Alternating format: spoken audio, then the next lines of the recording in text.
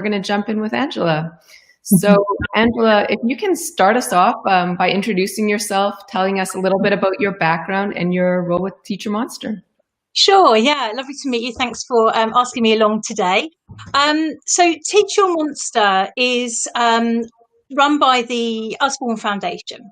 So the Usborne Foundation is a charity associated with the Usborne Foundation, the Usborne publishers. And I've worked with them since 2011, and their aim is to develop children's literacies through innovative use of media and games. And it's been really exciting because I've actually been with them right from the start when we first started making these games. My role in the team is as the educational consultant. So what that means is that I'm responsible for making sure that all of our products are underpinned by current research and are informed by sound pedagogical principles. My other role is I am a senior lecturer in English education at the University of Roehampton, and my research focuses on the relationship between games and learning. And you know, it's well accepted we all learn through play, and in my particular research area looks at that relationship between play and literacies. I look not just at the skills of learning, but about developing children's cultural understanding and critical awareness of the world. So I'm going to weave in some of that to our discussion today, because I know our focus today is reading for pleasure, and I'm really excited about finding out what your audience is interested in. Yeah, that's a very impressive background. We're very excited and very proud to have you on today. Wondering if we can jump in a little bit about that reading for pleasure. So, why is this something that we should be concerned about? Like, we think reading isn't all reading pleasurable. Why is it so important to foster this sense of reading for pleasure? Okay, so unfortunately, reading isn't always pleasurable for children. Especially, if in schools, testing of reading can loom large in the minds for some children. It's obviously really important that teachers understand, how to bring children forward, and assessment is really important in that. But for some children, they can find that quite stressful, and they can also begin to associate reading with school tasks rather than something that enriches their lives. It can lose that joy that we want to foster in them. And that joy is really important for four reasons, really. 4 reasons I'd like to talk with you about today. So one of them is about, there's not much good having the skill if you don't then have the will. You can have all the skills of reading, but if you don't want to pick up that book and you don't want to dive in and read as part of your everyday life, that's really important to have both, that you have the will and the skill to read every day. The second is about, achievement. That there has been, that there's international evidence to support the fact that if children read for pleasure over time, they will be more successful in their school career and achieve well across a broad range of subjects. So that's really, really key, and there's been lots of research to show that. But of course, there is that link there that reading for pleasure has this knock-on effect. But we don't just want to focus on the attainment of children, of course, because as I said earlier, it's about the cultural understanding that reading can bring. That when you pick up a book, it's like a doorway into another life. You live vicariously through stories. You develop empathy. You see different perspectives. And even with non-fiction, non-fiction, you can investigate the world around you. You can learn so much more through that. So it is about developing that understanding, and also your identity as a reader. So if you are, if you identify as a reader, you don't just see reading as being a school task. You see yourself as a reader in the broadest sense and value all the different things that you do as a reader. You might read a fan site. You might be really interested in comics. You might read a newspaper to find out soccer scores. Those are all legitimate, exciting parts of being a reader. So I think it's, all of those things really that we kind of bear in mind as teachers when we're trying to sort of spark that joy. Yeah, absolutely. I couldn't agree more. And, the question really comes as, so I was a former teacher, and I am a former teacher, and you always have those students that are just super keen and super keen to jump into a book, and then you have others that are reluctant. So how do you really help schools go about developing reading for pleasure? Yes, so absolutely, yeah. You want every child in your class, to build up that identity of being a reader, and we all start at different points. We all have different things that we enjoy reading. And to answer your question, I'd like to draw on some research that was undertaken at the in the UK. It was undertaken by the Open University and the UK Literacy Association. And they undertook research to investigate just that. What would like a reading for pleasure pedagogy look like? What does it look like when teachers do this well in schools? And the research had two phases. So the first phase, they wanted to find out about teachers, the teachers' starting points. So they interviewed, I think it was 1,200 teachers across 11 areas of the country, and they did a survey and found out about what teachers were already doing. And then in the second phase, they worked with 27 schools, and they went in and worked alongside teachers to develop practice, explore practice in 6 areas in London. So I'm going to draw on some of that, because all of that research and all of that work they did, that they started to develop this reading for pleasure pedagogy, where they outlined four areas. Okay. So first, it was about social communities. So it's about this social reading environments. Secondly, it's about informal book talk, so developing that, independent reading, and reading aloud. So I can elaborate on some of those perhaps and give some examples.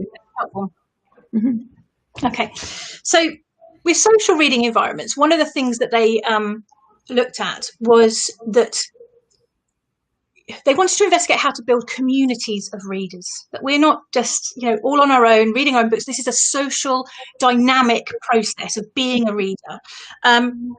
So it's about developing spaces, inviting spaces where children want to be, but also finding time for children to use them. So I'd like to give an example of that. It's actually from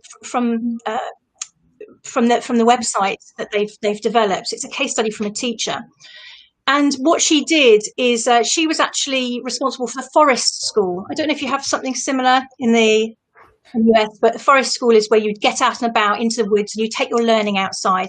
Okay, and she took her whole class outside and invited them to build dens out in the woods. Cool. And to find space, it was called, I think she called it the Reading Adventurers, I think was the name. So she took them all out, and they got sticks and rugs and built dark spaces, and all got really excited about making these spaces outside. And initially, she was wondering, would they spend time, would they just be building dens, or would they create a reading space and settle down? And what she found is that over the first, few sessions, there was a lot of kind of movement, lots of busyness building these spaces, a lot of movement between them. Not a lot of reading taking place initially, but she held back. She resisted, intervening, just let it unfold. And actually, as the program, as this club that she was developing went on, those children did find their favourite spaces to be, and she found that it wasn't just about the space, it was with whom they were with, who were they wanting to read with. So they'd be in groups, some would be on their own. And I think one of the most important things is that children had autonomy, had creative freedom about how they created those spaces. And, and that's really exciting, being outside, but you can do it in the classroom too. You can have a space which children, populate with their favorite books. It has cushions and those places that you want to read. Yeah. And I love the idea of giving children the option of, to input and create that space. And define what is helpful for them or who they like to read with. That's powerful. Absolutely. Yeah, absolutely. And I think, this idea of, social reading environments, it is about space, about coming together, that actually reading sometimes, I was a teacher as well, like you, for many years. And, I used to run a comic club. And again, it was children who wouldn't necessarily be picking up novels as their favourite thing to read. But once you had a load of comics and magazines in front, they came in at lunchtime and read them. And, they weren't sitting on their own at a desk reading them. They were on the floor. They were spread out. They were, poring over. They were pointing at things. And this was a social event for them, and that they really enjoyed. I think that's really important. But it's not just about the children's, community. It's also about the broader school community, right? So you've got to, you need to be engaging with parents and carers and the community more broadly. And there's lots of ways that, schools can do that. One of the ways is, and I know that your class tag, you support that development of trying to build connections with the school community. But, doing events, social events where there's music, storytelling, food, bringing people in together and building up working groups with teachers. It's all really important so that, children see the community coming into their classroom as well and reading with them. So all of these could talk for a long time. Yeah, no, I love that. My former school had a reading afternoon. We would not do anything else but read, and the students could bring in blankets and pillows and pajamas, whatever was comfortable, a stack of books, and it made it really special. Yeah, it's so important. And I think, that comes with the second thing as well, which was came out of OU research, which was informal book talk and being inside books. And, in those moments, I'm sure, you were finding moments to talk to those children about the books and what they were reading. And that's something in schools that's so important, that you need to be a teacher who talks about books, a teacher who reads and a reader who teaches, kind of needing to show that, I'm reading this great novel, or, this is my favorite magazine, whatever it might be, that you're sharing that with children. And the other thing about supporting talk is, that it's not all about a task. Like I said earlier, it's not all about, having to get some writing done at the end of having read a book. Sometimes it's about opening up talk. And I train teachers as well as doing research. I train teachers at the University of Roehampton. And one of the things we share with them is some research by Aidan Chambers. And it's a really simple technique, which means opening book talk with the word "tell me." Tell me what you thought. And he has these 4 areas that really, really open things up. Tell me what you liked. Tell me what you didn't like. That's really important too. Tell me something that was puzzling, something you found confusing, something that raised questions. And tell me something that it connects within your outside life. So it's thinking about how books, they open up windows into other worlds, but they also help you connect with your own experiences as well and bring those to the books. And I used to do this at school when I was a teacher. I had Post-it notes as I was reading, if I was reading aloud, and children would just jot things down that came to mind, and we'd put them up on the board around, and it became a really sort of dynamic process. And I know, lots of teachers have tried that. And helpful to our parents as well, as so many parents now are taking on the burden of, doing things that have been done traditionally in school, so they're offering extra support with reading and whatnot. So these are great questions for families to be asking their kids. Yeah, absolutely. And they really surprise you. I mean, that's what I really love about it, is that you ask these questions, there are these connections, and they make connections that you wouldn't have dreamt of, and it's really exciting, I think, to have these conversations with children. So, but I think, it is exciting talking with children because they open up your awareness of the world and the connections they're making.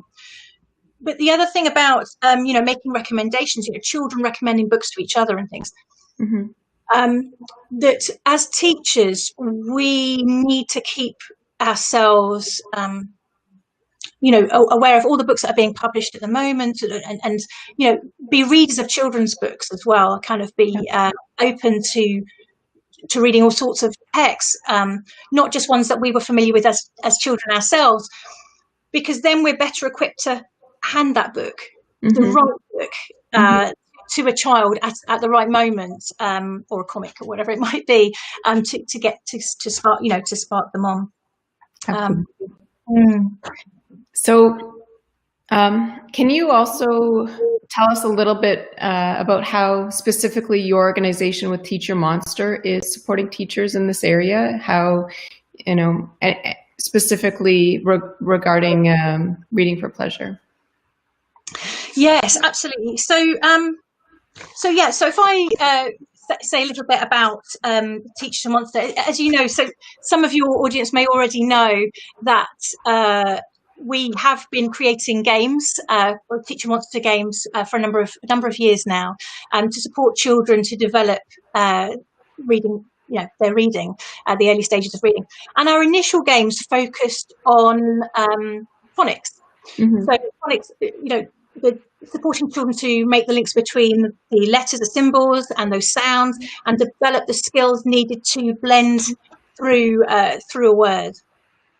And they've been really successful. We've been delighted. I mean, they're played globally now. I think the last figure I heard was that they were played 200 million times by 20 million players. I mean, it's so exciting. It's amazing, that people are finding this so useful.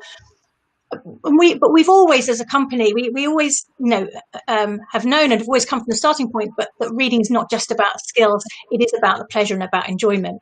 And we wanted to make a product that was specially designed to support children to read for fun. And in fact, that's the name of our new product. It's called Reading for Fun.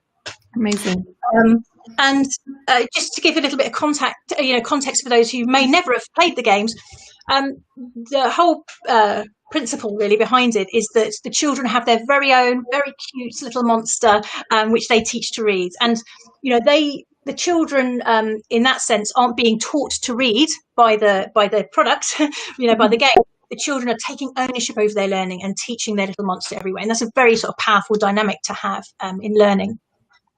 So they once they have this little monster, they enter this imaginary world. They enter this little village filled with other friends and other characters that they can meet and engage with as they're going on their reading adventures. And when we were working on this product, making sure that it was underpinned by reading for pleasure pedagogy and sound reading for pedagogy, and drawing on my own research into games and learning and plays and literacy, we came up with an acronym which is very British, the TEACUP. And I don't know if it'd be useful maybe to just sort of talk through what each of those stands for now. I think we might have sent you some slides just to give you a little sneak peek at our beta. So these are the beta screenshots of the game, and we can see here you've got teacups along the side. Mm-hmm. So the letter T in teacups stands for trying new things. And at the centre of the village, when the children play the game, there is this library.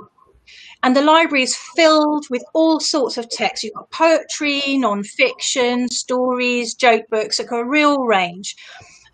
And not only that, it has a very knowledgeable and friendly librarian. You can see that in the middle of that person in the middle there, called Breakspear. And the librarian is always there to support you in recommend new books to you. So, for example, if you visited a few days in a row and you were reading lots and lots of non-fiction about space, the librarian will say, oh, I see you've really enjoyed these books about space. Would you like to read this story about a dog that goes to the moon, or whatever it might be? So, just trying to encourage, recognizing where children are starting from, understanding their choices and that they're developing a preference perhaps, and then encouraging them to try new things and to branch out. So that's what that's all about, trying new things. And all these ebooks are, completely free. And what the children can do is, if they do like a book, they can take it home to their own little virtual house and develop their own bookshelf. So that's T for trying new things. So E is about enjoyment. Which is what it's all about. So, enjoying reading. We want children to enjoy the process of reading throughout the game. There are so many opportunities. This is a map of all the places you can go. So we've got the library there in the middle. We've got a post office, a bakery, friends' houses, Parker's house, Scout's house, all these different places you can go. And what I didn't raise earlier, one of the points about reading for pleasure is that it has to be about choice. It's not just about what you're told to read. It's about making active choices. And here you can see from this map, where do you want to go? Anywhere you go, there's going to be reading opportunities, going to be lots of reading adventures. So, it really is about that, that quest that the children engage with their monster. Okay, so then A is about achievement. So A stands for achievement. And as I spoke about earlier, it can stand for sort of academic achievement. We know there's this link between reading for pleasure and children's academic achievement over time. But this is more than that. This is about reading achievement in the fullest sense. That actually, when I'm a reader and when I'm enjoying reading, I'm achieving things in this world.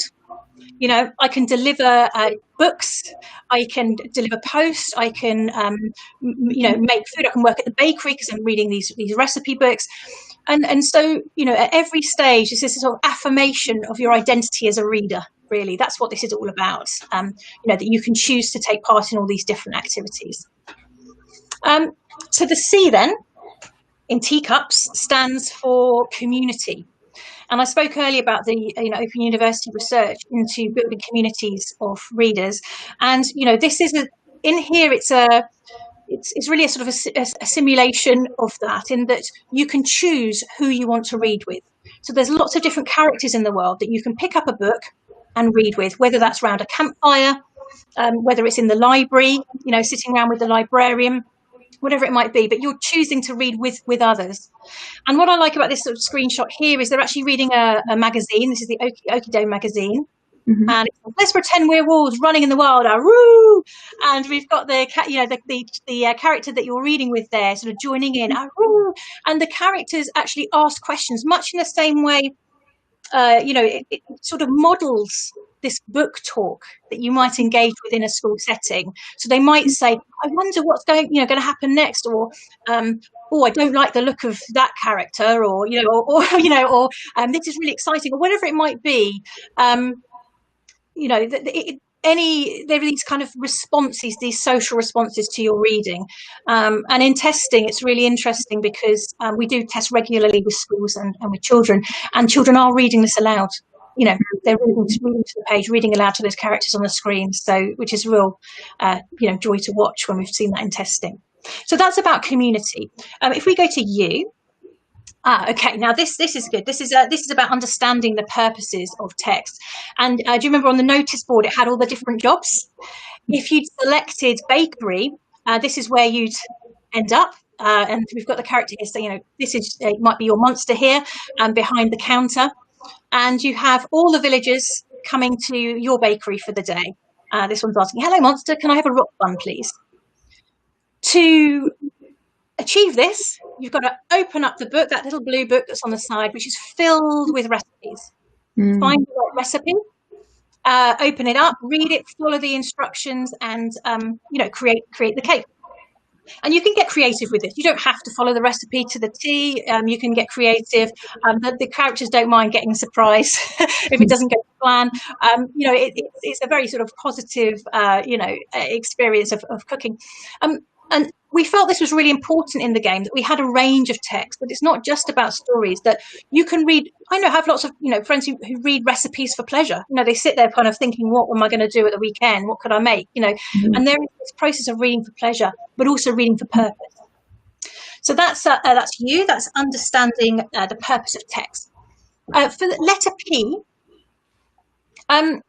this here gets to the heart of preferences, about choice and preferences, and that children need ownership about what they read. It's not just about reading what you are told. So here we've got the librarian saying, "What should we read, monster?" And there's a selection of three texts that have come up, and you make choices as you go along. And what we've tried to do in the game, and as the game develops, we're trying to develop it so that it's sensitive and understands the preferences that children are developing as they go through the game. But also with an eye to moving, children into new areas as well, suggesting something they might enjoy. And as I said earlier about preferences, this is really important in terms of identity as a reader, because, if I really like a book, I can take it home and I can start to build up my bookshelf at home. All of these free ebooks can start to fill up my bookshelf at home. And, that's a very powerful thing as well, for children to have their own collection that's curated by them, chosen by them, that they can share with friends and family. So, we're really pleased with how that's developing at the moment. And this is the last one is for. We've had lots of discussion.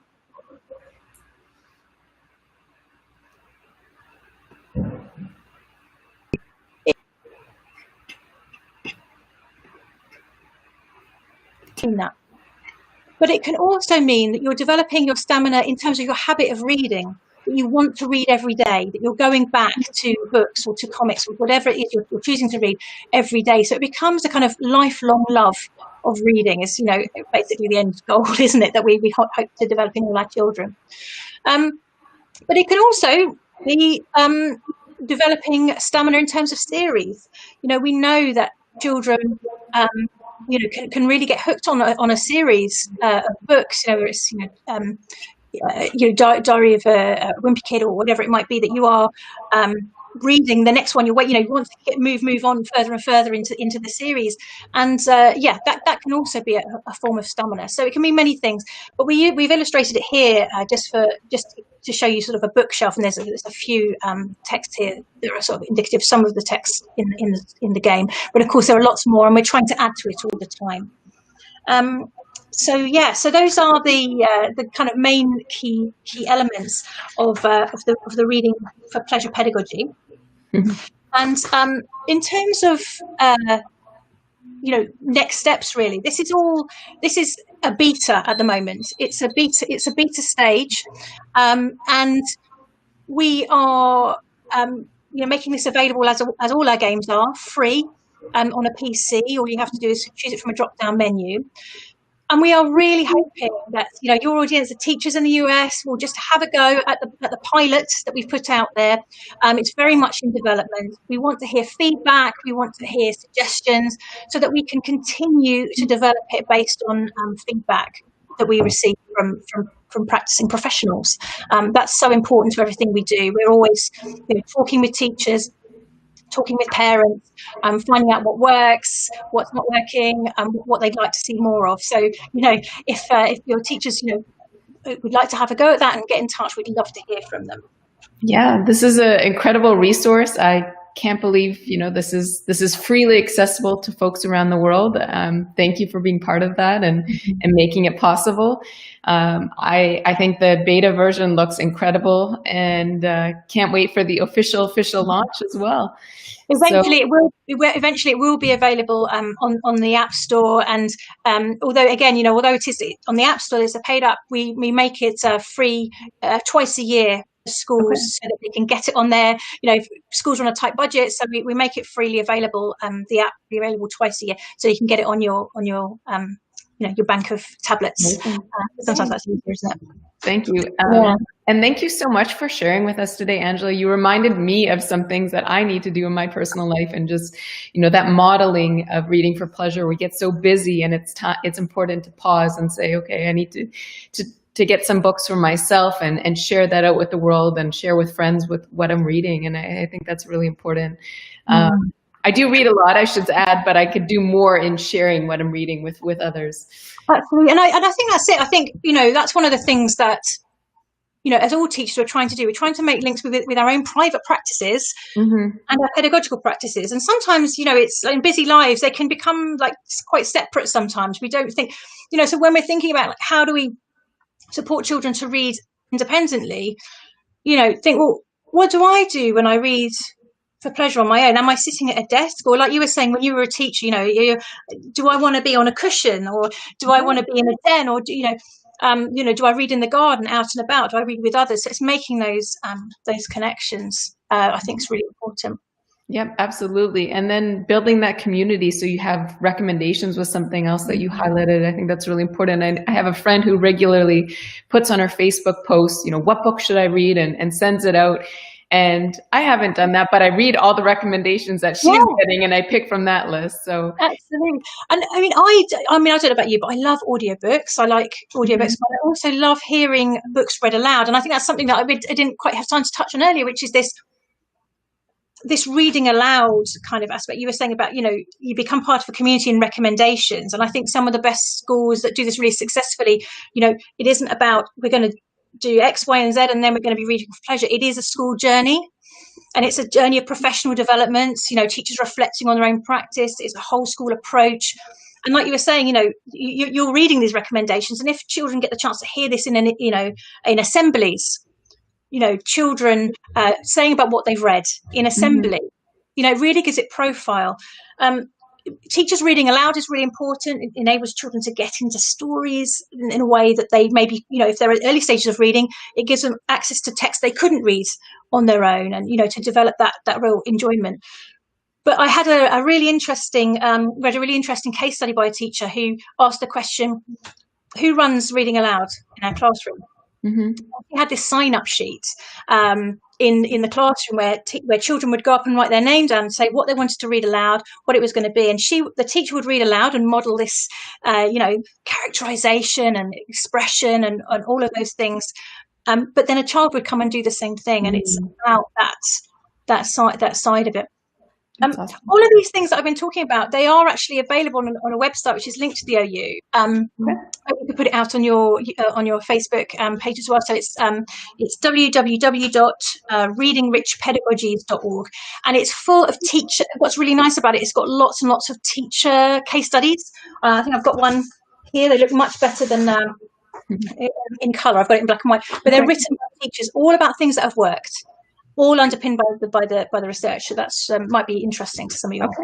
We'll share that in the chat as well. And actually, we didn't get to all the questions in the chat today, but what we'll do is we'll monitor them for the next 24 hours, and we'll definitely check in, and Angela or myself will respond to those questions as they come up. Angela, it's been a pleasure having you. I'm so excited for the launch, and it's going to be a helpful resource for millions and millions of young people around the world. So thank you so much for everything.